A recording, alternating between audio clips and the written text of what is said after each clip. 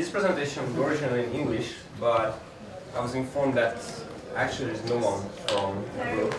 Oh, okay, so this presentation will be still in English. No problem, I actually prepared to be an English speaking presentation. Alright, so I start with, I want you to focus me really tightly because I timed this presentation to be exactly 30 minutes. But in the meantime, I broke my finger and it's not quite healed enough. So I can't type fast anymore, but I can really talk fast. So I want you to listen to me very carefully because I have to talk fast because I type slow now. So my name is Máté, Gulyás. I work at Embrighton. Embrighton is a small company. We are trying to find robots and bot networks in online advertisement. We do a lot of data analytics, but also we have a big infrastructure. With more than 100 servers, and we have services. These services usually have infrastructure role, like monitoring, telemetry, or checking something, but also sometimes most of the time they solve some business problem.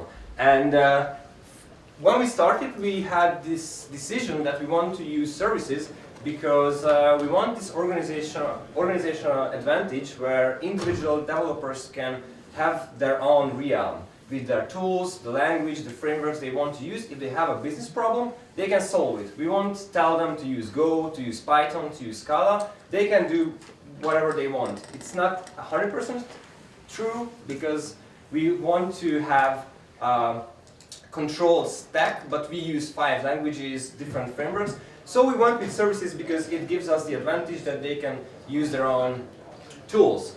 And because we are a small company, we have microservices, and also I had to put microservices somewhere in my decks because I went for the Twitter retweets. So, but I can promise you one thing: I won't talk about Docker, except this time. And Go is great for microservices. So we love microservices. We love Go. But what is Go? Go is a language just like JavaScript or Java or C. And it was created at Google because they wanted to solve the problem with the existing technological stack, with C and C++. So they made Go very simple, because simple things scale quite well, and complex magical things don't scale. And they had the problem how to do software development in the scale of Google, where they have code bases with several thousand contributors. So they needed something simple, which can scale quite well. And Go represents exactly that. When you start with Go, you might think that, oh, it's really simple, but nothing's included, so you have to do everything by hand. And coming from Python, for example, it seems frustrating because in Python everything is there, right? With one line you send an email, with one line you build a Death Star, and that's definitely not true in Go. You have to code a bit even to send an email. But the more you use, and this is my first advice to you, I use Go for the last 2.5 years now, and my advice is that you get frustrated, don't try to go against the principles behind Go. Try to understand them, try to understand the design. And after a time you will realize that a lot of thinking went into that process when this simple language came out at the end of the process. So actually, this is simplicity, but simplicity is very hard to achieve. And this is, when you start to use Go, you realize that it's just pure genius. And I'm telling you, the best example is the HTTP package, as you will see, because I'm going to do some coding. That the HTTP package seems very simple, but actually that's the most genius thing in the HTTP package. It's simple, a very narrow API, easy to understand, easy to learn, easy to grasp. So Go is great for deployment because at Google scale, deployment means deploying several times a day to more than 1 million servers. So it has to be simple because, as I mentioned, simplicity scales. Let me tell you how we deploy Go services. Our code is on GitHub. This is going to be an overview of how we deploy the code, not the exact building process, but how we deploy a code. We have GitHub, and we run our infrastructure on Amazon. So we are entirely on Amazon. And we use immutable infrastructure approach where we don't really mutate any servers. So if we have a new version of the code, we don't upload that code into the server, we trash the servers, we create this so-called Amazon Machine Image, or AMI in short. We create an AMI and then pull our infrastructure back again with this new machine image. So this is the artifact that we have to create from every version of the code, right? The Amazon Machine Image. And we use Ansible to bootstrap a server, it's not the machine image, this is just a server, and use Packer as a software from HashiCorp to burn that image, to burn this image from that server. So when we have a new commit on the master branch on GitHub, Packer with Ansible bootstraps a server with the new version of the code, and we burn this image, this Amazon Machine Image. And then what happens, Terraform, also another software from HashiCorp, Terraform can create the infrastructure with this new machine image. Now, we have to tell Terraform what's the new machine image ID, and a few weeks ago it was still manually done, so we basically copied the new machine ID, the new Amazon Machine Image ID from the console, we put it into a file and then run Terraform. Or actually Jenkins did it, but it was quite the same. Now what we do is we have Console, which is also a software from HashiCorp. It's a service discovery software. And when Packer creates the machine image, it puts into the service configuration software called Console, and then Terraform is notified that there is a new machine ID, a new image ID, and then grabs the ID from Console and creates the infrastructure. So this is the overview of how we deploy immutable servers. Could you follow this process? This is quite easy, right? And the good thing that this is basically quite easy to achieve. And how Go helps it? Well, first of all, keep things simple. So the second advice is to stick with the standard library. And let me show you how easy it is to create a very basic service in Go. Can you see in the, I guess you can see it here, but in the back? Cool. I've got bad eyes, so it's a valid question from me.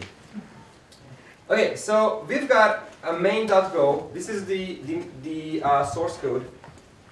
And this is the main function. If you use Java, it's exactly that.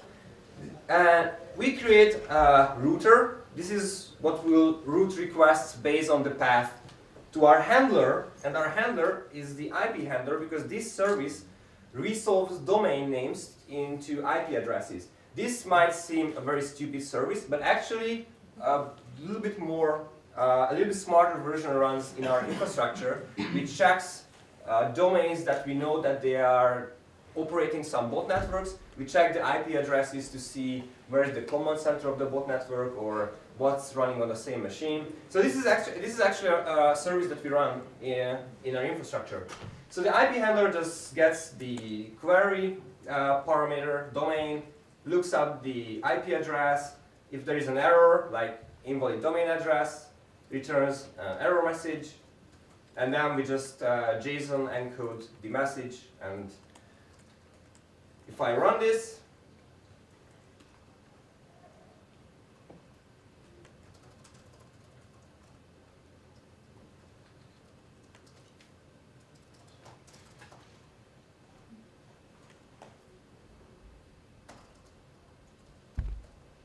then we get back the domain name, right? Pretty simple. If we screw up the domain name, we got an error message. I coded it with some, actually this can be even shorter, but 40 lines of code. I can make it under 20, but that's ugly. But it's really, really simple, and everything is used in the standard library.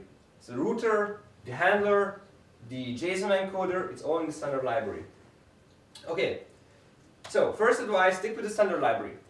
Because most of the time people get into software, into developing services, and they go, oh, middleverse, we need middleverse to compress the response, to do some authentication, to do some logging, to do some timing or telemetry. All goes to middleverse. But actually, it's quite okay with even the standard library. So you can do middleverse with the standard library. I put up this code into my GitHub. You can see it's also like 10 lines of code. Because the easy thing in Go is that you can see this R variable. This is our router. Our router is a so-called HTTP handler. And HTTP handler is the basic and central abstraction of the HTTP package in Go. Basically, every handler are an HTTP handler. This is also an HTTP handler. You have to give an HTTP handler here. So what you can do, you can write another handler that wraps this around, and there you go. That's your middleware. So it's quite easy. Logging. In Go, you have no log levels. So you don't have info, debug, you can just log. And first, it seems like, okay, that's just stupid, right? In Java, you have basically 10,000 levels, and you can define another 10,000. But we follow a very basic rule in logging, and if you follow these rules, you don't really need levels. And the first one is you should only log what's important. So you don't need debug levels. If you have debug level in your production code, then you probably left it in there, so you should basically erase it. But only log what's important, only log what's actionable. Because when you process those logs, you don't care about log entries that has no information. So every log should have an information, contain some information, and if it does, you should log that in the, well, because we don't have levels, basically you should log it. Error messages. One of the biggest problems that I see is that when there's an error, the only log entry that you can see is that error happened. And then it's really hard to debug that from logging. If you don't add details to your error messages, later on it's really hard to debug what happened because sometimes you can't really get back the status. So you can't really rewind what happened and then put your service into the same state as when the error happened.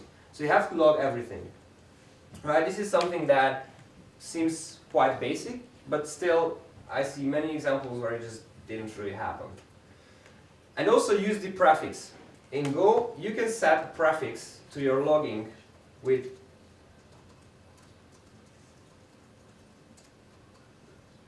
you can say API or, well, go with IP service. And then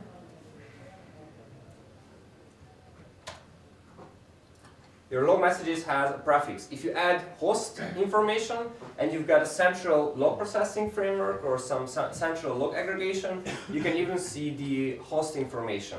So you can put any information into the prefix and then you can have information about the host or the cluster or the geo information, which data center the given service was running, all kinds of stuff. So use set prefix. This is not a well-known feature, but it's quite useful. And the Go tools. And this is my favorite part. Because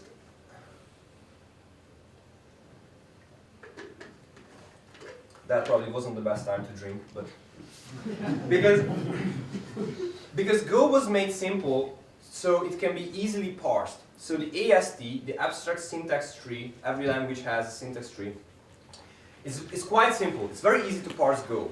And why it's good? Because you can create a powerful tools because it's easy to parse the language, it's easy to format the language, so you can create great analysis tools. So in one word, Go tools are really awesome.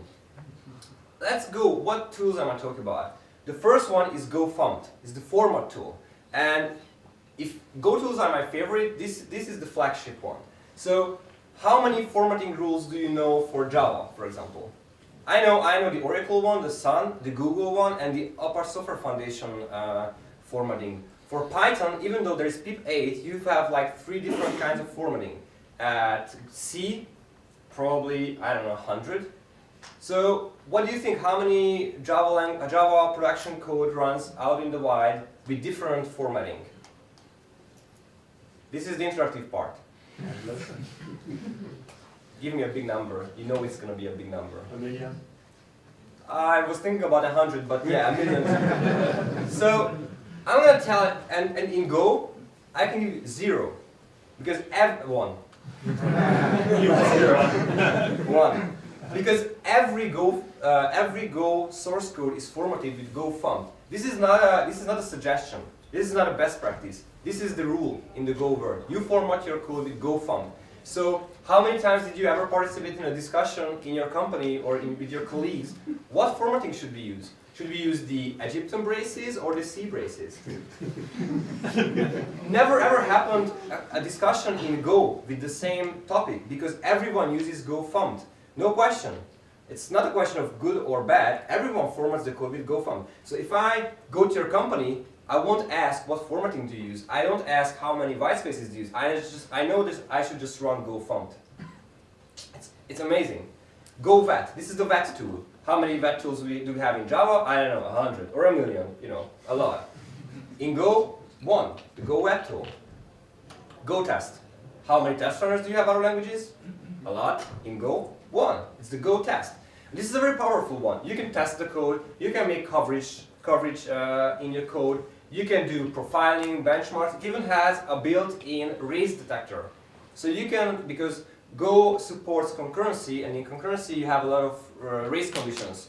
So it even has a basic race detector which can tell you that this part of the code might have a race condition. GoGet.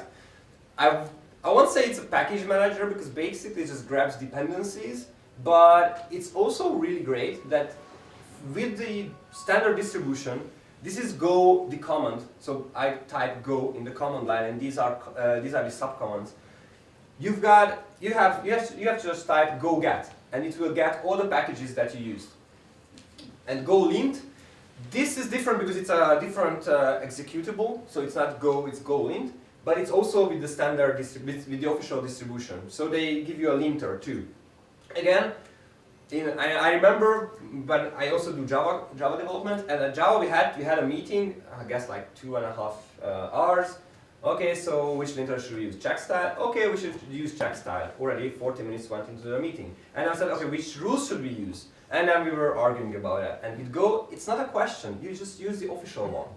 And these are all available because the syntax is easy. So these tools are reliable and easy to write.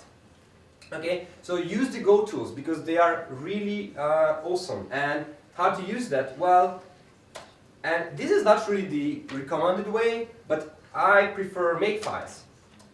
A makefile, I probably know from C.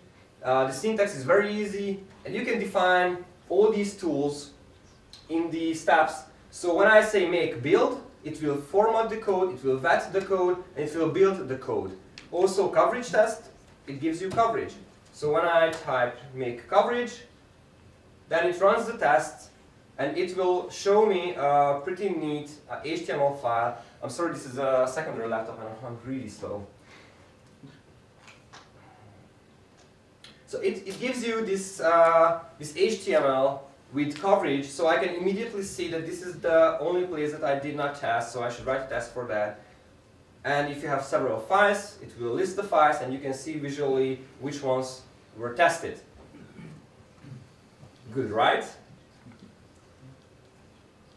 I thought you were going to be a little bit more exciting than this. It's awesome. Great! Now that's on. Okay, so you have to ask a few questions about your services. So first, is it running? Like, this is a very basic question.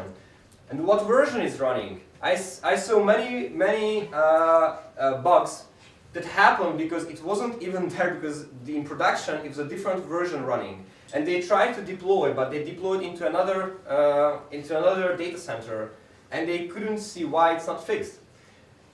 And also, what is the uptime? How long is it running?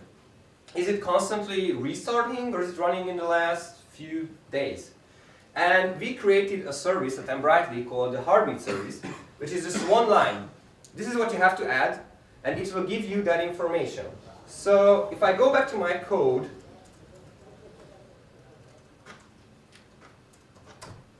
if I go to the main function and I say go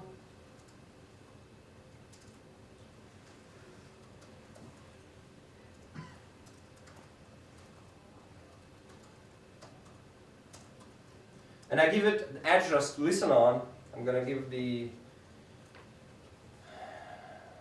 8090. Oh, and yeah, now it runs static analysis, so it's really slow.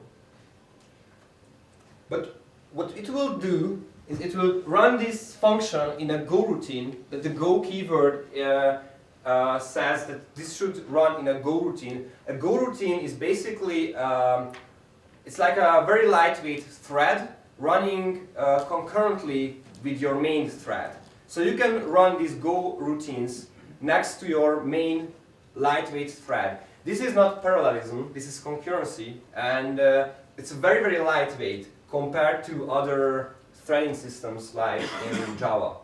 Okay, so we added this one line. Now I'm gonna run this service. And don't save, it automatically added the import statement which imports your new Git library which you added. Yeah, that's my Vim. My Vim adds the import statement.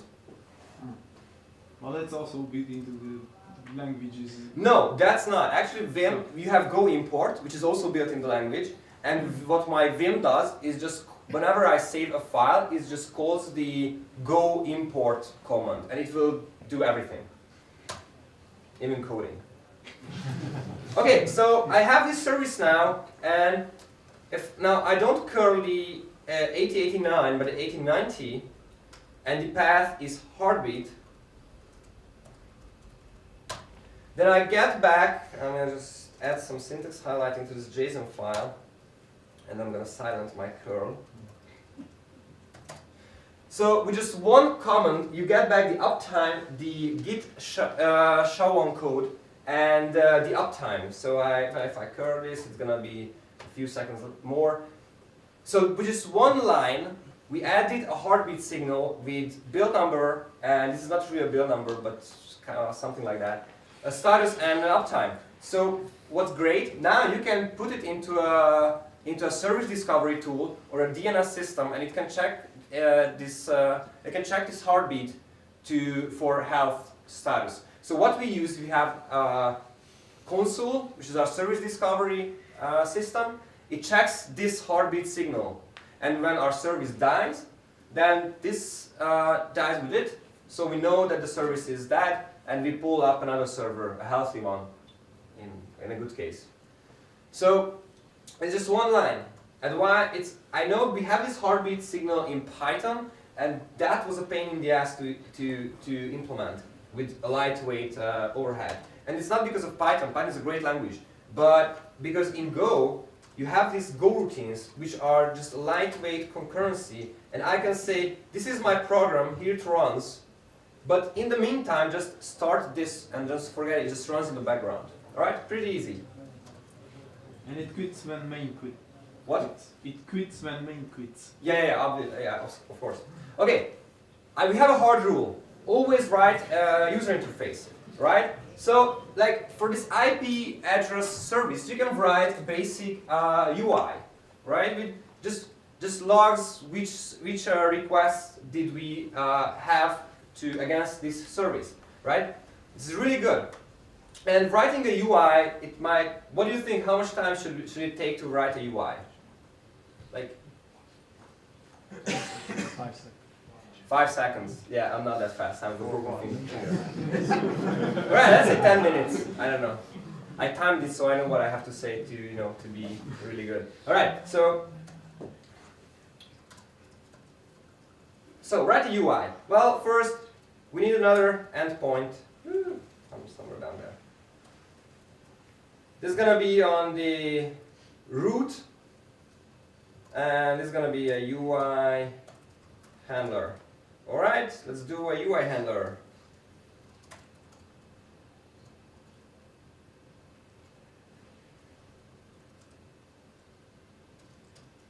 A UI handler.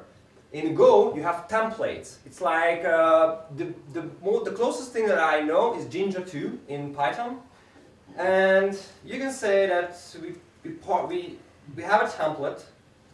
Let's call it template. It's a must, means that this template has to compile, and then we parse it. I'm gonna put my template into the templates folder. It's index.html. Alright, and we should execute it. you need a writer, but we write back to the response, which is the response writer. So we add the writer, and then queries. This is going to be a list. This is going to be a list of the queries that we have. So we'll say queries, and this is a list of the messages that we returned in this IP handler. So in this IP handler, we just append it.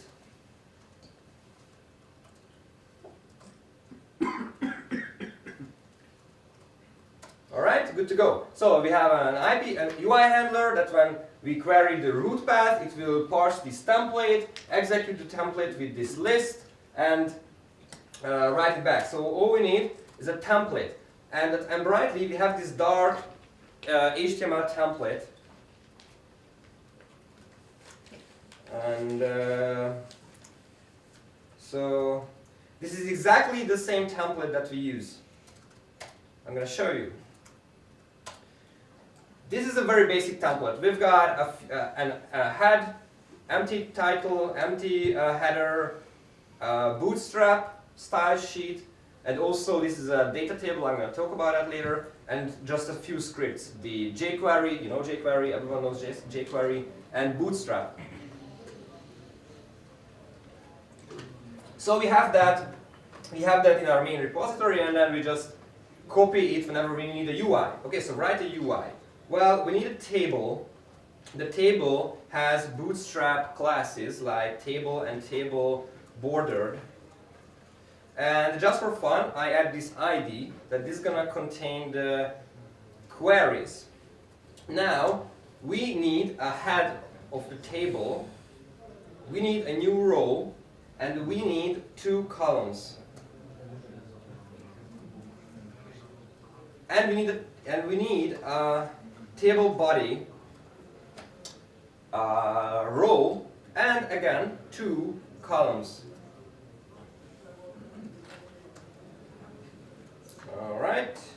So here we have a table. This is going to contain the domain. This is the IPs. And here comes the good part of, right? We have several queries, and we have a list with this template. So we have a for cycle, which is just range in Go terminology. So, and here we end this for cycle. And here we need, because it's a domain, sometimes we want to click on it. So we add an anchor. Here goes the domain. Also, we need the domain here. This is just a standard anchor tag, and here we need the IPs. All right. Now, I'm inside 5 minutes. So let's see. Not this one. This one. All right. Have some curl. I'm brightly. Do I have a no? So localhost. Here we go. A UI. What did I screw up? No header. We should always write a header.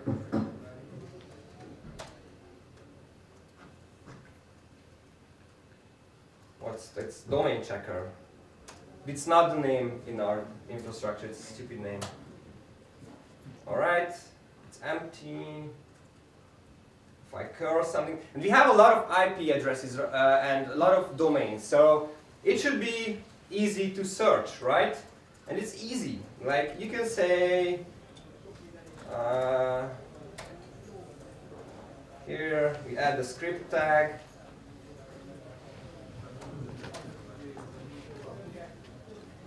Okay.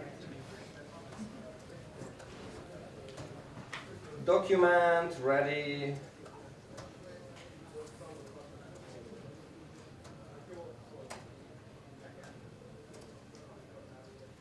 And remember, we added this queries ID, and data tables is a jQuery plugin. If we add data table to it.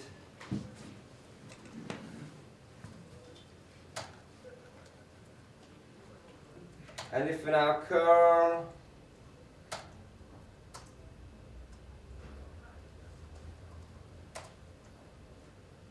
and check it, we have this beautiful paginated, we can like search stuff.